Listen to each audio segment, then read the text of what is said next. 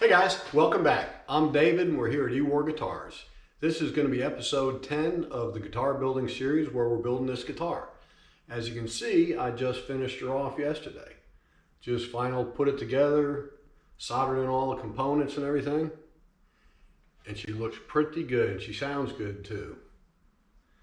I'm going to get somebody that can play guitar to do a playthrough for us, hopefully at the end of this series. But anyway, she's all done. And in this episode, we're going to see where I'm doing the final fitment of the neck into the body. We're going to be drilling in the bridge, locating it and drilling it in, and drilling for our string ferrles in the back, actually gluing in the neck, and then starting our final sanding process, getting ready for sealer. So I hope you dig it. Stick around and watch. And if you're new to the channel, welcome. And I hope you like what we're doing. Talk to you all soon.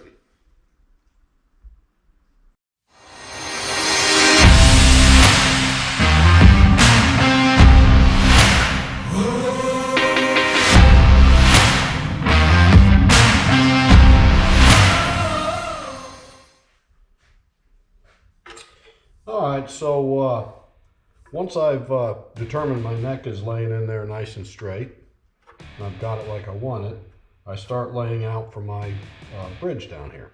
So I just take my long straight edge and I line it down each edge of the fingerboard. I'll take and put a nice mark down here. And do that on the other side.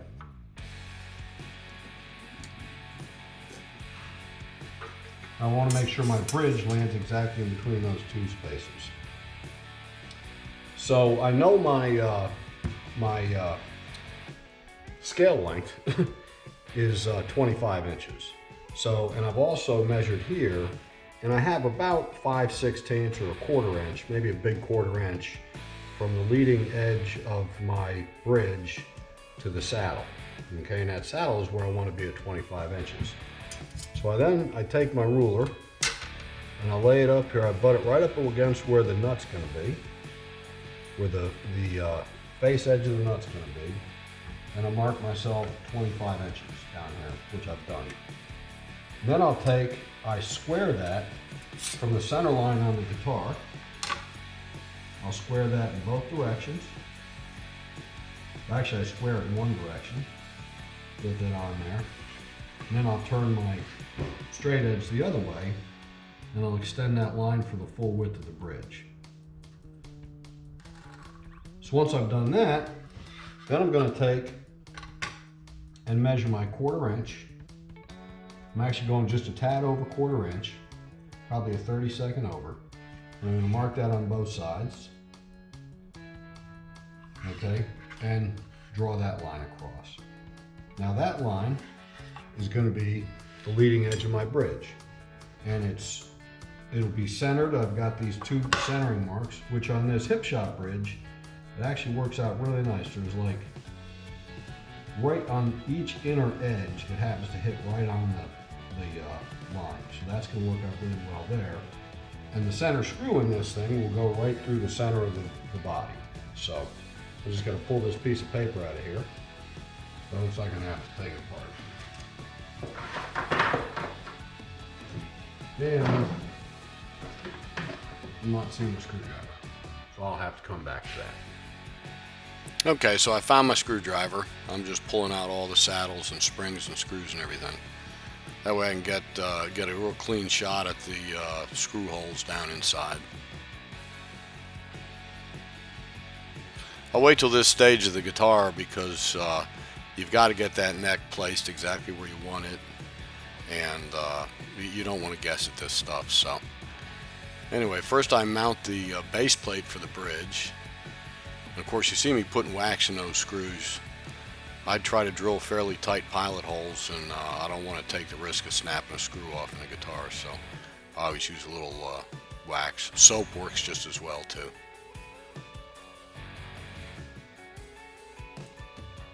So anyway, so I'm doing that. Now I come over here, once the bridge is installed, I have a 1/8 inch drill bit which fits right in the little string holes, and I'm going to drill the two outside holes. I drill all the way through, and I'll show you why I do that in a second. The other ones I drill most of the way through.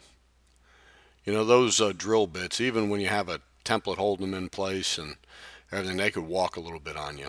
And you don't want to rely on those holes to place your ferrles in the back. So you see I got the two outside ones, and I dropped me a pin in each one, and I use that to line up my ferrule template. And then I drill that out. That's a 5/16 hole. I've got the depth figured out and everything. And then it gives me a nice straight shot there. Now I'm going to come back from this side and send drill the 1/8 inch holes all the way through. That way you have a really good alignment and it all works out good. Now I've still got to cut out the piece of the neck where the pickup is going to sit. That's just a matter of marking it, and I cut it out on the bandsaw and then sand it nice and smooth and make sure everything looks good in there. I also burned my name in the bottom of that too before I set the neck.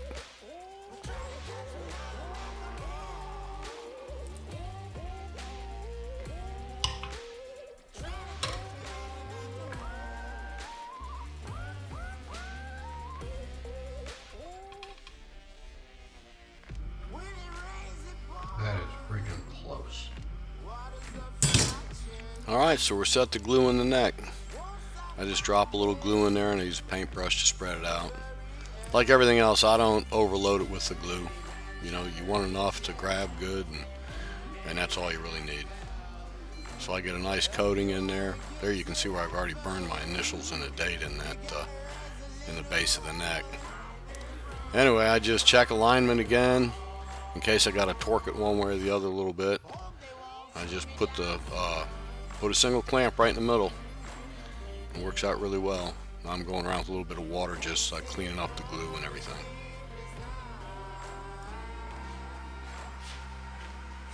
So now that the neck is glued on, I'm going through and I'm going to sand that heel to body connection to produce the most smoothest transition I could possibly do.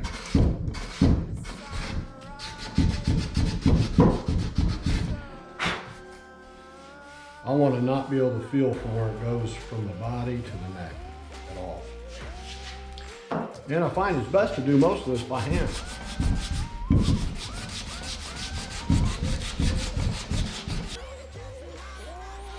So at this stage, this is my last opportunity before I start shooting on any kind of seal or anything. I just want to make sure that all the curves and lines line up nice, and just it's just a very labor intensive. It's all handwork too. You just really want to get the right tools. That's a foam round 1-inch round stick I use for some of these areas. But I go through everything now and sand it all by hand. And I do my best, of course, to go with the grain whenever I can.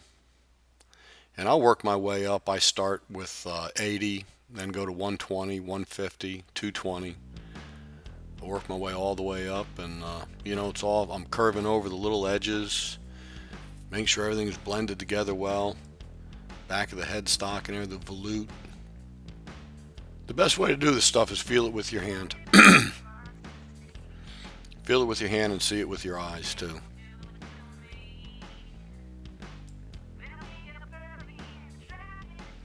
And this is when you really get the chance to see all the curves come to life and everything. And you know, when I close my eyes and I rub my hands on a guitar, I don't want to feel any kind of seams where any wood joins to another piece of wood or anything. I just want it to all feel, you know, perfectly smooth.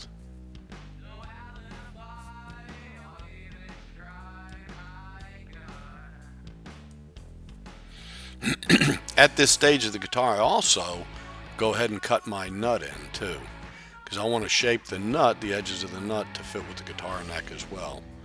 So when I'm getting towards the end of my sanding of the body, I start shaping my nut and fitting it in there, and I'll actually glue it in.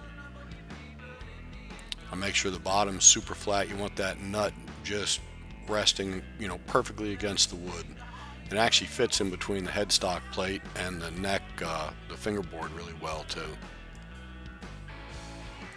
So I like doing it at this stage, and a couple little drops of medium CA glue glued in place. And then as I'm finished sanding everything, the nut, it flows right in. You can't feel it seam either on the guitar. I just like doing it this way.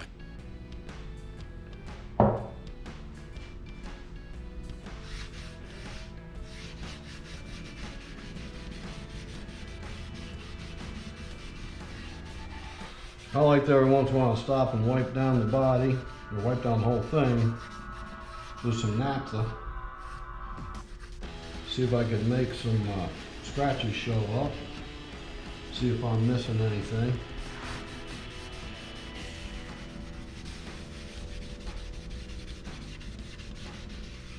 You kind of get a sense of the color too if I went with a clear on this, which I probably will. It sure brings out the color in this zebra wood.